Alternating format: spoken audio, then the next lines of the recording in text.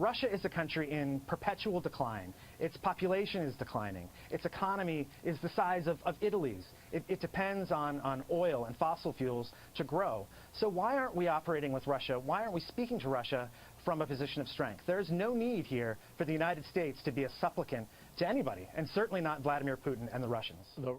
We have the finest fighting. Okay, I'm sorry. I got to stop you there. First of all, he's a coward. He's a coward who should have resigned when asked to do this, because in no sense, with the data you described or not. Right now, it seems like the hotline that we have with the Iranians has gone cold. And I think it's important that we keep those communications going so that an act like this doesn't lead to escalation and provocation. Well, it will definitely be interesting to see how the Trump administration handles all of this moving forward.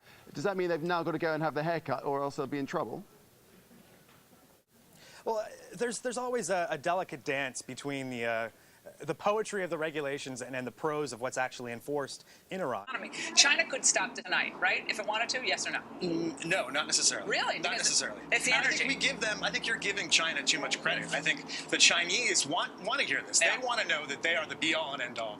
And the I know they want factor. that, but they want numbers I think we give them too much credence by thinking that they can completely decide Well, this. they're the only ones giving oil to North Korea. Which were for China, they wouldn't have any lights on. When we got tough with the Chinese, and I think Trump was right in doing so, the Russians actually stepped in and helped the North Koreans with oil. So I think that just goes to show. So you're going to end this segment by saying Russia's a bigger threat to the United States than China? By saying the United States is the world's greatest superpower, and we need to be strong with both Russia and China. What about a world where China is the dominant military power? How does that change the freedom calculus in this country? That's why we need to innovate and adapt. We should think. That's why you guys all should have resigned when they made you do this. Well, then should Secretary Mattis resign that he's continuing it? I don't think so. Secretary Mattis came up with a he took a 6-month delay to make sure that the policies are right and that we get the training right, and so that our military can continue to serve and defend this country.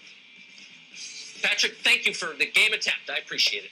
That the Pakistanis are not going to love hearing his embrace of India. No, certainly not, John. And actually, if you talk to members of the Pakistani military, Pakistani diplomats, they'll often say that India uses Afghanistan, meddles in Afghanistan, as a way to destabilize Pakistan. Patrick Granfield, who worked for former Secretary of Defense Ash Carter, as well as for former Secretary of State John Kerry. Broad range of expertise you bring to this discussion. Patrick, thank you.